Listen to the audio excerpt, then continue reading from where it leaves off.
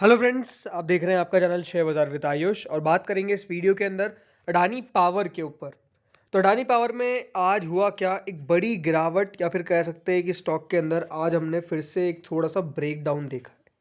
Lower circuit पे stock आज trade करता हुआ नजर आया। 183 का लोअर सर्किट था, 183 पे शेयर बंद हुआ और डेफिनेटली एक नेगेटिव इम्पैक्ट क्रिएट करता है बिटवीन इन्वेस्टर्स की क्या फिर से वो गिरावट के दिन शुरू होने वाले हैं। क्योंकि शेयर के अंदर हमने काफ़ी बड़ी गिरावट देखी थी, इसमें कोई डाउट नहीं है। फिर वापस से एक रिकवरी आई, लेकिन फिर वापस से हो क्या रहा है कि शेयर वापस से नीचे आ रहा है। तो यहाँ से क्या और बड़ी गिरावट बन सकती है, क्योंकि शेयर के अंदर ओवरऑल आपने काफ़ी बड़ी गिरावट ऑलरेडी देख ली है। लगातार स्टॉक नीचे आता हुआ नज़र आ रहा है। पिछले एक साल में अगर आप देखेंगे तो स्टॉक के अंदर आपने ज़्यादातर देखा क्या है, गिरावट।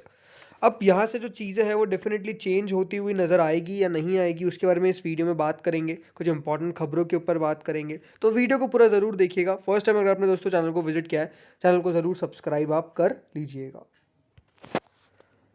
सबसे पहले दोस्तों अगर आप अडानी पावर की बात करते हैं आज की वॉल्यूम्स के बारे में, तो आज की दोस्तों जो वॉल्यूम निकल के आई है वो आई है करीबन 80,57,710 शेयर्स।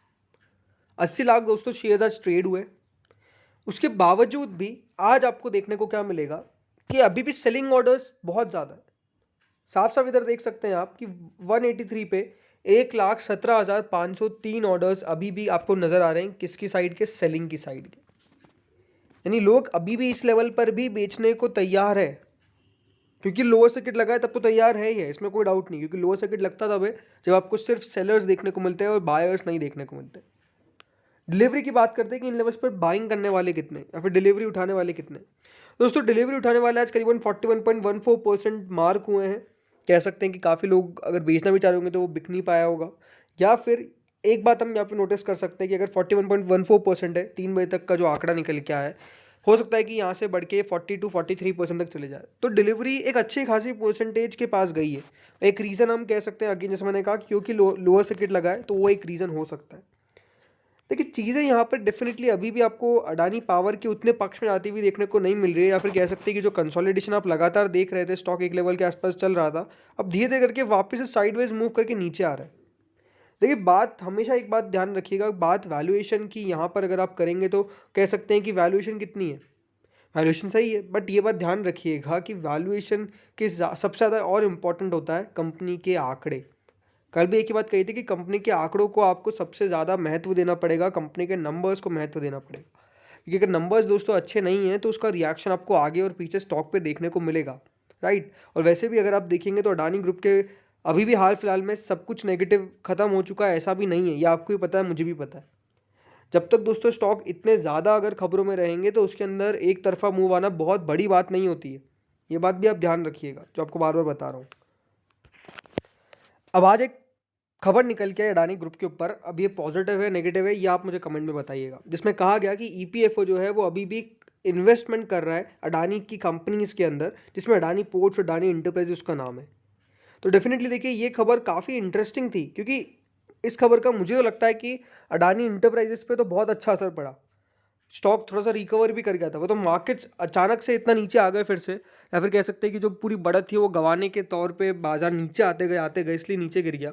लेकिन ये खबर को मार्केट ने इतना ज़्यादा नेगेटिव में नहीं लिया, या फिर कह सकता हूँ कि ज़्यादा पॉजिटिव में भी नहीं लिया। बट एक समय पे अडानी इंटरप्राइजेज और अडानी पोर्ट्स जो है वो रिकवरी दिखा रहे थे, क्योंकि सब फिर जो भी न्यूज़ एजेंसीज है वो इस रिपोर्ट को छाप रहे थे, तो उसका एक रिएक्शन देखने को मिला। ईपीएफओ की बोर्ड मीट हुई थी 27 और 28 मार्च को, उनके डिस्कशन में कि क्या हायर सैलरी लिंक्ड पेंशन को और उसमें इंटरेस्ट रेट्स को बढ़ाया जाए, क्या किया जाए, फाइनेंशियल एस्टिमेट्स के बारे में। लेकिन यहाँ पर इन्वेस्टमेंट का के बारे में भी बात कही गई कि अडानी स्टॉक्स के अंदर क्या इन्वेस्टमेंट अभी भी करना चाहिए। तो यहाँ पर फैसला अभी तो यही निकल के आया है कि डेफिनेटली जो पैसा है वो लगाया जा रहा है। अभी भी जो ईपीएफओ मैनेज फंड्स है, जिसको निफ्टी और सेंसेक्स ट्रैक किया जाता है, तो इसमें द हिंदू की रिपोर्ट निकल के आई है कि the subscribers are the captive investors because the two stocks are part of the Sensex and Nifty tracked by EPFO manage funds. यानी देखिए डायरेक्टली पैसा नहीं जा रहा है, लेकिन क्योंकि वो निफ्टी और सेंसेक्स का पार्ट है तो इसीलिए अभी भी जो कैप्टिव इन्वेस्टर्स है, जो सिर्फ निफ्टी 50 और सेंसेक्स के स्टॉक्स के अंदर पैसा लगाते हैं, इसलिए अडानी पोर्ट्स और अडानी इंटरप्राइजेस के अंदर भी अभी भी पैसा जा रहा है। तो कह सकते हैं कि यहाँ पर अभी भी क्योंकि ये दोनों इन ग्रुप्स का पार्ट है तो डेफिनेटली पैसा जो है वो आ रहा है। और ये पहली बार नहीं बताया गया है, क्योंकि बहुत सारे ऐसे इंडेक्स फंड्स होते हैं जो सिर्फ इंडेक्स के अंदर जो शेयर्स है उनको देख कर पैसा लगाते हैं। तो अडानी इंटरप्राइज और अडानी पोर्ट्स का जो आउटफ्लो है या फिर जो पैसा जो इनके अंदर इनफ्लो भी आ रहा है, बहुत सारों ने तो पैसा निकाला, इसमें कोई डाउट नहीं है, लेकिन जो सिर्फ इंडेक्स को देख के पैसा लगाते हैं वो अभी भी लगा रहे हैं पैसा। तो ये पूरे अडानी ग्रुप के लिए एक अच्छी बात थी कि अभी भी ईपीएफओ जो है वो पैसा निकालने की बात नहीं कर रहा है, वरना अगर आज निकालने की बात कर देता तो फिर ये नेगेटिव रिएक्शन आ जाता। तो ये अपने आप में एक पॉजिटिव न्यूज़ ही मैं कहूँगा पूरे अडानी ग्रुप के लिए। अब समझिए कि देखिए अडानी पावर में हो क्या रहा है। कल वीडियो मैंने बनाया था, एक बात आपको मैंने कही थी कि ये जो लेवल्स है वो अपने आप में बहुत क्रूशल है, क्योंकि लगातार हो क्या रहा था, कंसोलिडेशन। साफ साफ आप देख सकते हैं कंसोलिडेशन किस प्रकार से था। स्टॉक यहाँ से अच्छा खासा बढ़ रहा था, उसके बाद गिरावट देखने को मिली, फिर वापस से देखिए थोड़ा बाउंस बैक आया, लेकिन फिर वापस से गिरा, फिर वापस से तेज़ी आई, फिर वापस से अब गिरता हुआ नज़र आ रहा है। इसका मतलब क्या है कि स्टॉक के अंदर जो अब लेवल्स है अपने क्रूशियल, उसके नीचे जाने की संभावना बहुत ज़्यादा दिख रही है। देखिए बाजार के अंदर मैं ये कह सकता हूँ कि बहुत अच्छा मूड माहौल तो नहीं है, ये तो आपको मानना पड़ेगा, वो एक रिएक्शन आप डेफिनेटली कह सकते हैं।